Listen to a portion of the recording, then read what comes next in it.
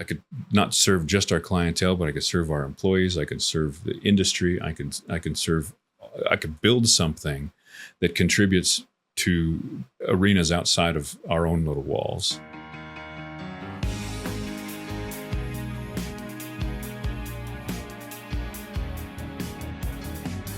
Tim, how'd you originally land in Missoula? Born and raised here? What's your background? Where are you from? My wife was raised here, Okay. and I was in Spokane, met her at a car show, which was something I was really into, and she drugged me back here. And that was in 2008. So born and raised in Spokane? No, actually, I lived in Spokane for about 10 years, actually outside of Spokane in Cheney. Okay. Go Eagles. Go Eagles. No, not go Eagles. Go Grizz. Go Grizz. Well, Well, Steven, what was that? At that time, he was. At that time. You know, what's funny is So disappointing. Yeah. it's funny is I was a Grizz fan when I lived in Cheney. Really? Yeah. As you should be. But I think part of that, and this gets back to your last question maybe a little bit, is the promotion. You know, the Eagles do a horrible job and always have of promoting themselves. And they built this god-awful red field. That did some promotion. That did some promotion, but before that, nobody knew who the Eagles were, you know? And even now, the Eagles are known for not being able to see the game because the field was so red, right? Right. But the Grizz were all over the place, and Missoulians, Montanans are all over Spokane. And everywhere you go, you're running into Grizz fans and this and that. And the Grizz at that time, when I started getting into college football, at that time, the Grizz were going to the national championship. They just, and that was, you know, I started watching them a little bit before that because they were just a phenomenal team at that time. And I don't remember what year that was, but 95, 2001, the two national championships. probably around 2001. 2001. Makes Yeah. sense. Yeah. So where did you grow up? Where was home? I grew up in the evil California. You're one of those. Yeah, well, maybe that'll be a little better if I say I didn't come here with any money, Okay. nor an agenda, nor did I, you know, you can't help where you were born Yeah. and raised. But there are a lot of, I grew up in the Bay Area near Santa Okay. Cruz. There are a lot of beautiful things about that Yeah. area, but it was so crazy even then, and it's even crazier now, that I couldn't wait to get out. So What was it like growing up in the Bay Area? What'd your parents do for work? What was life like? my dad was a business owner, although we never talked about it. Oh, he didn't talk to you about any of that. Did he? No, we didn't talk about work or money or any of that kind of stuff in our house. It was something I think he probably inherited from his parents. Yeah. You know? You just don't have those conversations. So I had to learn everything the hard way. But he's a different man now. But he just kind of put his head down and went to work, which I can understand to a point. What do you do? What was the business?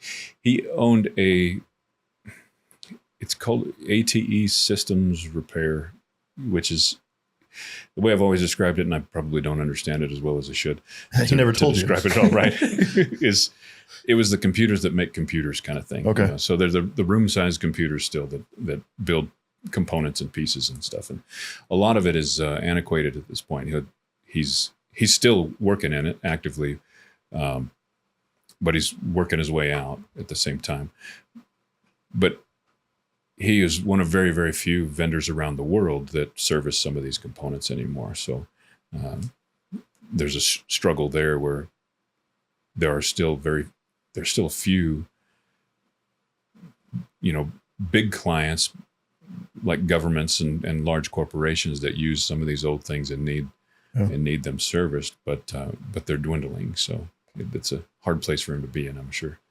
Where did you see life taking you? What was the dream? What did Tim want to be when he grew up? Tim wanted to be a lot of things when he grew up. He couldn't settle on anything. You know, I went through the traditional stuff. You want to be a fireman, want to be a policeman, want to be a this, want to be a that, wherever the action was, you know, kind of thing. When I went into the Coast Guard, it was that search and rescue, law enforcement aspect of it that I got to experience the last couple of years of it anyway was very fulfilling. as far as the occupation went. But again, I couldn't see myself as a lifelong military person. The first 2 years was on an icebreaker, got to go around the world the cheap way. Wow.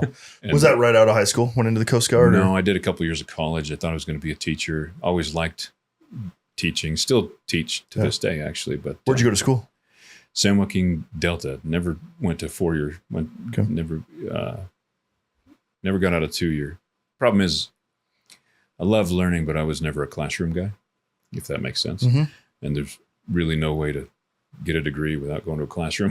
So, but that, and I was student teaching, and at that time there was some government programs on there that made that quite a bit difficult, teaching in general.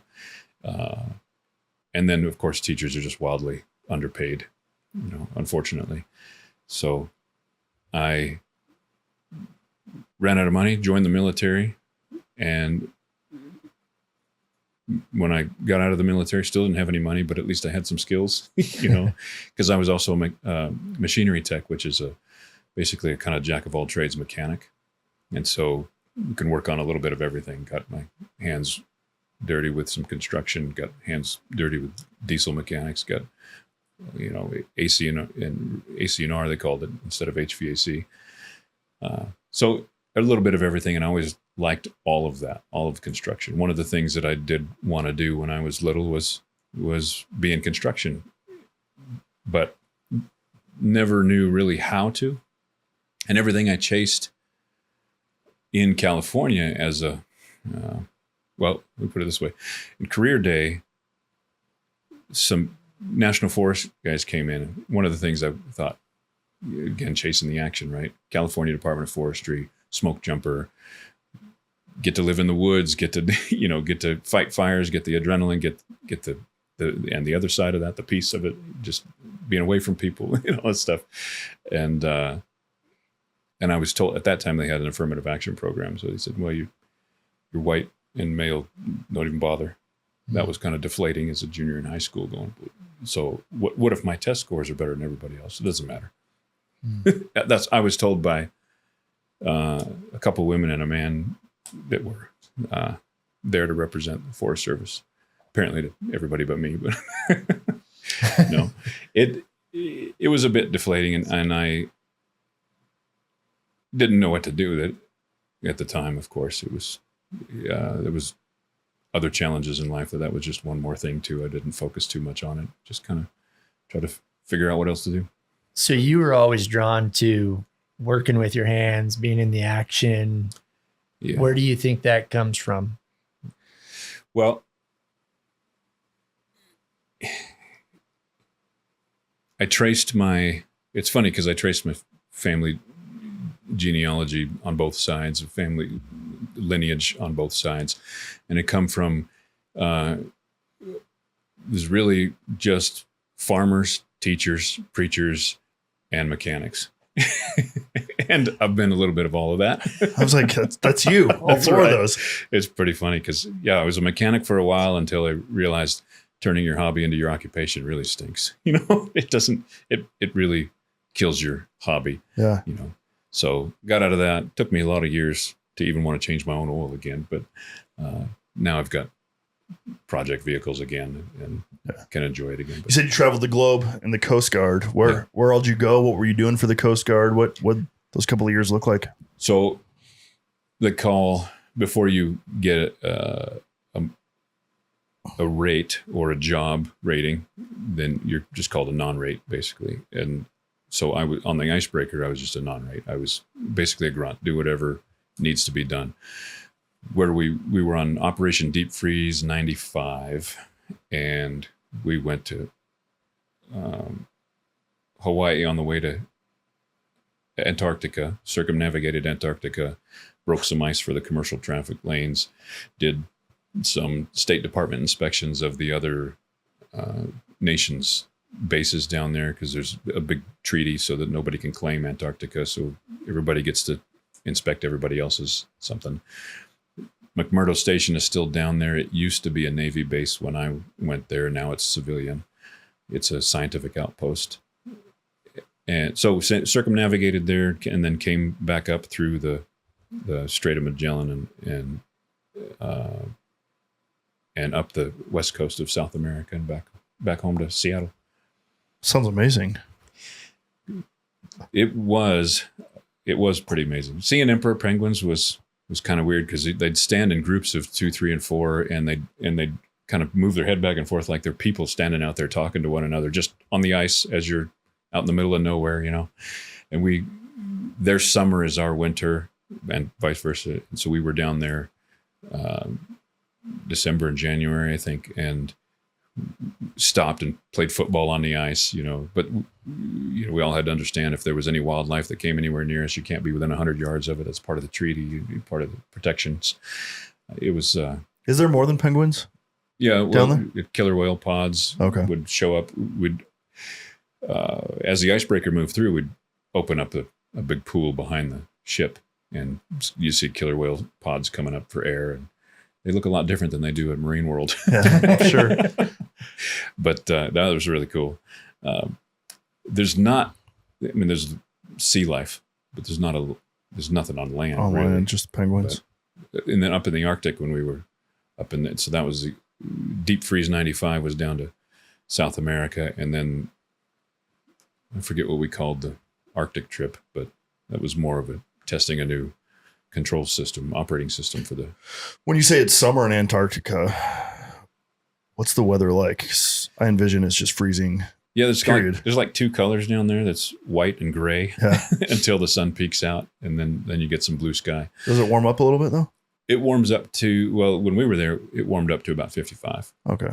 So, and it was tolerable. And if you're playing football, it's pretty warm. Yeah, that's kind great. of thing. But getting tackled on that ice is pretty hard. So, when does your journey weave you back into Missoula? So I went from an icebreaker in Seattle to a small boat station in Southern Oregon in Brookings. And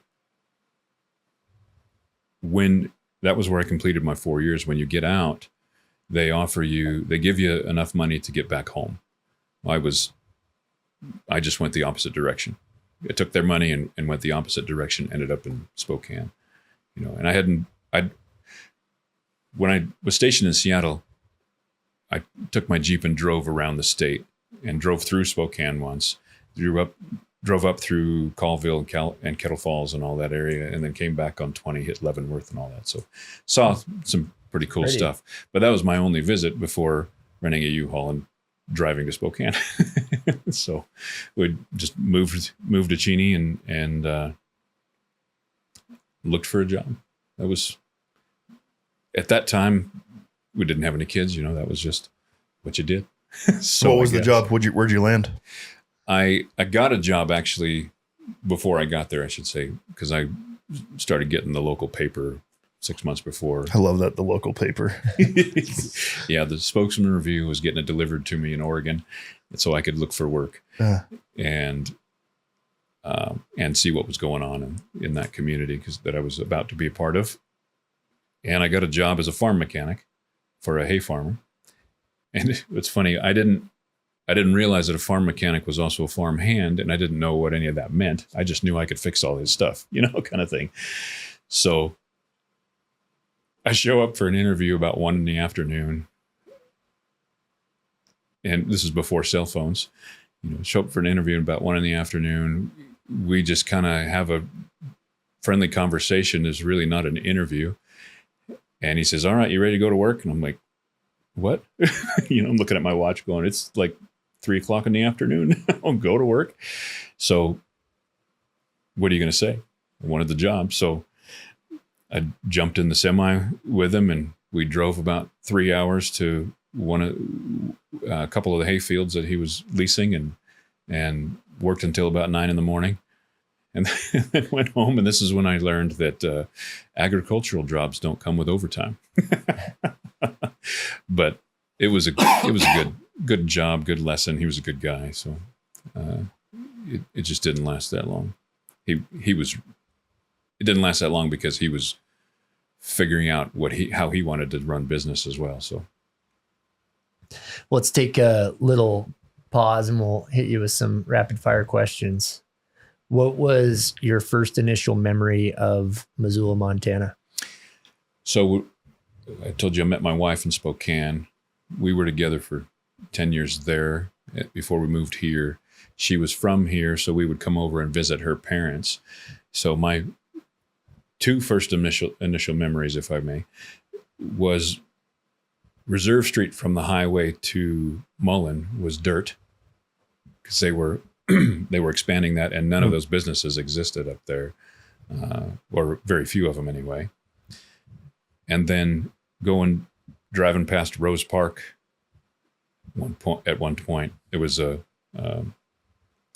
about 7 or 8 mule deer just bouncing along the road in front of traffic, and everybody was just kind of like, "Yeah, this is what we do." You know? Like squirrels. Yeah. Just So, and now it's funny because, family or friends will come visit and they're like, "Oh, a deer," and I'm like, "Yeah." So they're there all the time, like squirrels, like you said. Tim, what's your favorite coffee shop in Missoula? Floco. Not because I have ventured out too much with coffee shops, but they are the most consistent. What is your favorite restaurant? Taglieri's, with the grilled Megadeth. So good. From what I understand, it's the most popular sandwich, but it's I could see why. It's solid. What is your what zip code do you live in? 59847. Lola, Montana. What is the weirdest thing about Missoula to you? Well, I've lived in a lot of places, and I think the weirdest is the juxtaposition between tolerance and vitriol. There's some that are just so dogmatic on where they stand on things, and then many have some pretty strong opinions, but many of them also still get along, and that's laudable and wonderful, actually. Because seems very unique. How are you going to grow if you don't listen to other opinions? Right. What do you love the most about Missoula? I'd say the same thing. Yeah. Probably the same answer. Do you have a particular book that has made the most significant impact in your life? Well, besides the easy answer, the Bible and some of those books, I'd say the most impactful personally, business and finance wise has been Rich Dad Poor Dad. I'm sure you've heard that before. It's not because that was the end all to beat all, but that was a catalyst to read a lot of other books that has helped form me from that poor dad mentality to look at money differently. Yeah. Look at things and money and all that, and how you view those things very differently than what I was accustomed to. What brought you and your wife back to Missoula from Cheney? Was it just her family? This was home, or it was her family. There was some health issues that were going on with some of her family. She wanted to be closer to them. So, and she always wanted to come back. Everybody that leaves Missoula wants to come back to Missoula sooner or later, or Montana in general. She wanted to come back anyway. I bounced around so much as a kid that never had the opportunity to have best friends for very long. Those you always, I would look enviously at those others that would have, I grew up with this guy, who knew him since I was 3 kind of thing, I wanted our kids to have that. So the older two had to graduate high school first. It was my only stipulation. And then the youngest was still 9 years old, so she still had opportunity to have those relationships. And so I wanted to at least provide that opportunity for them to. What were you doing for a career when you made it to Missoula? I was an electrician. So I'm a master electrician still. Carry, I think, only 3 states anymore. It was, I think, up to 7 states at one time. But I was doing electrical, and I started doing home inspections in 2001 in Spokane and Cheney area. On the side, of course, having kids, you're always afraid to take that ultimate leap, into entrepreneurship. or at least I was. Not everybody is, but Yeah. but I was. And so, being an electrician was great. Loved it. Loved construction. Probably saved me from bouncing all over the place trying to find something that I didn't get bored with, because it was always changing. You were always changing locations, all that kind of stuff. But I answered, since we were wanting to move to Missoula, answered a call with the city to become their chief electrical inspector, and ultimately what they call, I don't know what they call it now, but they did call it at the time, at least, a senior combination building inspector. So got all the International Code Council certifications and in all the trades and all that stuff. I always loved all the trades, but having kids, you have to pick one thing to be good at and excel at so that you can pay your bills, right? and help them along the way. But So what was the transition like from stepping into entrepreneurship, and tell us about what you're doing now and what that transition was like? Well, had all these certifications from working at the city, plus licenses, and then doing inspections on the side, kind of thing. So I had a lot of that stuff to add to my resume. When I finally got to the point where I had to leave the city, went to go work for a friend of mine and help him with his business. He was at a transitional point as well, and so that didn't pan out, I think, to either of our expectations. So we parted ways, business-wise anyway, and remained friends. But at that point, I went to WorkSource and handed my old resume and my updates, because the way you write a resume, the way people receive resumes changes over time. And I think I hadn't touched mine for 15 years or something like that. So I just wanted to get an idea of how I could write this and make it most presentable to and who I should be presenting it to. Well, she read all my stuff and said, basically, you have to move out of Missoula or out of Montana if you want to get a job that pays what you're usually getting paid and can answer all these certifications and licenses and all that stuff. So I, at that point, thought, well, if I'm going to stay, I need to create my own job. And so went back home, talked to my wife, and she was always supportive.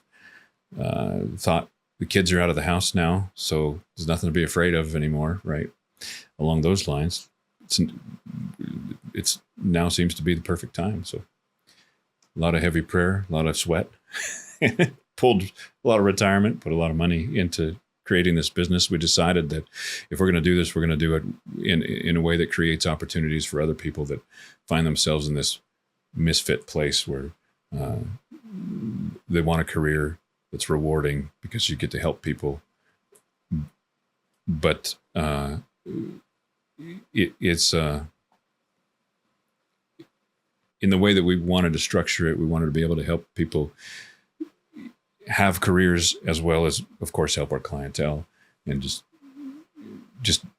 that's one of the things I think I learned in the military with the search and rescue. It was some years afterwards, I thought, what was it about that I loved so much, even though I couldn't stay? And that was, when you save somebody's life, you pull them out of the water, that's huge. And then even when you could, I might get a little emotional here.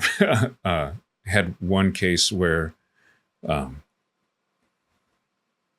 we didn't save the kid. It was his 15th birthday. He went off a cliff in a place called Indian Sands. I don't know why they didn't put a fence up, because people went off the cliff like every week there in the summertime. I'm working on my rescue boat a couple weeks later, and this guy's taking a tour of the station. He comes down and he wants to thank me for being on that case, even though we couldn't save his son. And that was very impactful. I think one of the first experiences where you realize what you're doing isn't just a job. It's affecting so many other people's lives, and helping people in any way we can, even if in that case, the best circumstance didn't manifest. But helping people drives you, and helping people helps yourself.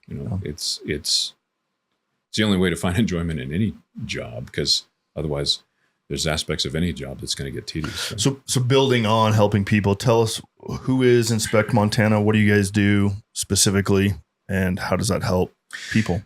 So we like to consider ourselves as building consultants. We've got a wide array of products that we offer. We work with other contractors when we've got some spin-off companies as well, where we tried working with other contractors, but there was some inconsistency in that field, or there was inconsistency in the quality of the product that we were receiving. So we just started another business to do answer that call. So we do a full spectrum of residential and commercial building inspections. We can answer building codes questions and concerns. We can build out cost to remedy tables for immediate costs, or in some commercial buildings, the investors will want a cost projection table. So, 5-10 years out down the road, what's this building going to cost me? How am I going to maintain it best? So we build those out for the commercial clients. For the residential, a lot of times it's just the immediate costs that will help them negotiate a better deal. For the seller side, it's to give them the preemptive notion of what is going to be the negotiation points in that, so that they can kind of stay in control of the timing and all of that, by heading those surprises off at the pass. We've got a full array of environmental testing services. So we've got the Montana DEQ certifications that are available for methamphetamine testing, we've got the national certifications for radon. We do mold testing. We do all the other standard things that you might find in any other inspection company as well. But those services, that's a spin-off company. Those services we offer to any other inspection company as well, to broaden their menu, to help them out, even though it creates more competition for Inspect Montana potentially. But one of the things that when we got into this business, we wanted to do was elevate the industry, because it was very Wild West. And so our guys and gals are all in uniforms. They're all in standardized vehicles, standardized complement of tools. There's some variance because everybody has their own preferences for some hand tools, but we supply them with the equipment, with the drones, with the scopes, with the everything, So we do the sewer scopes. We do we get into the places that you can't get into otherwise. I'm not the smallest guy, so even though we have skinnier people, we even have skinnier robots that can get into those little places. And then we also run some building departments down the Bitterroot for small towns that can't afford their own, to try to provide that consistency for the construction industry as well. What have you loved the most about being an entrepreneur and taking that jump into this space? It was about a year into this journey where I realized I wasn't as anxious about it anymore. Things were clicking, starting to work. And there was a freedom that was always juxtaposed to the fear before that. Whereas now I don't know if I'd make a good employee for anybody. Sure. What I love about it is that I can serve. I could not serve just our clientele, but I could serve our employees. I could serve the industry. I could build something that contributes to arenas outside of our own little walls, if that makes sense. I really enjoy watching other people grow up in whatever their life goals are, along those lines. And if I can provide something along those lines, whether it's just buying a house or a building and helping them be successful with that, or if it's an employee to walk them through the best way to be the best they can at this thing, if they have the right character, then for this job, then I'll do everything I can to help them succeed in it.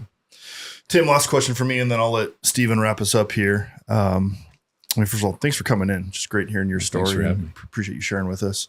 For listeners who want more information, what website, social media, what are your handles? Where can people find Inspect Montana?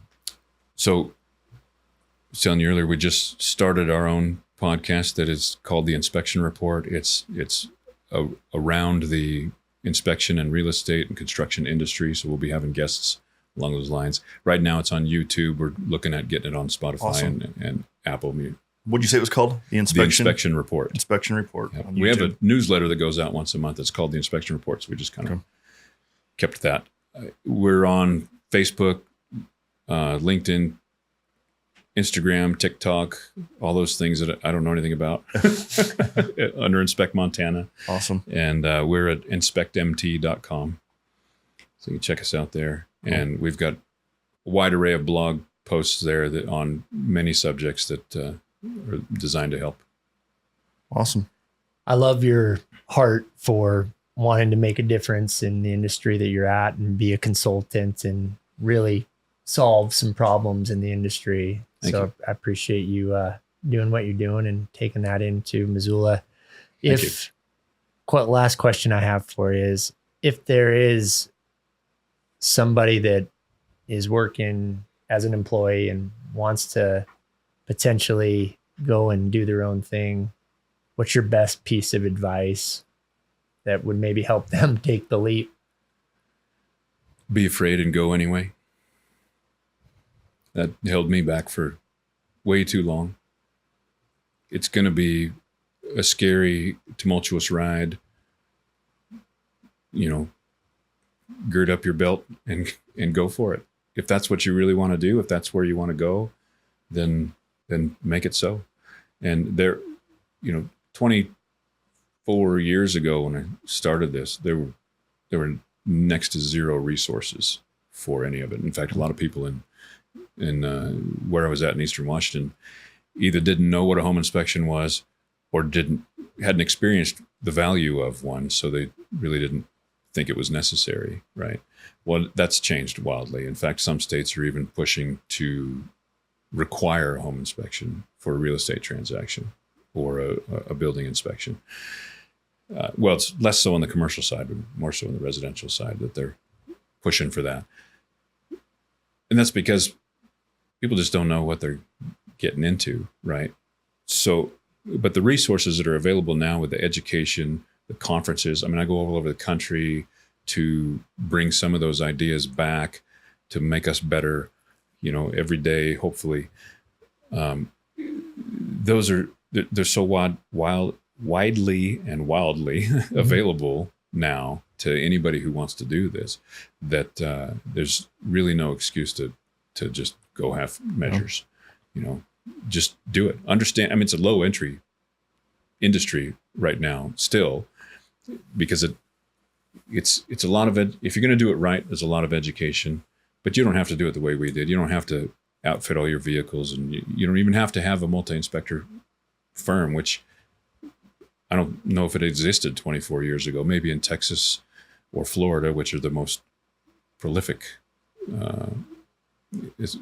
They've got the highest number of inspectors there in those places, and they are the most regulated. Or Texas especially is the most regulated. You don't have to go that route. You can just do what most people still do, and that's do it just yourself. You want to own a job, go for it. If you want to own a business, then you've got to think a little bit differently. Well, I love that. Be scared, but do it anyway. Really great. So, Tim, thanks so much for coming in. Appreciate you and Thank you, guys. all you do for Missoula. Appreciate you. Thank you, sir.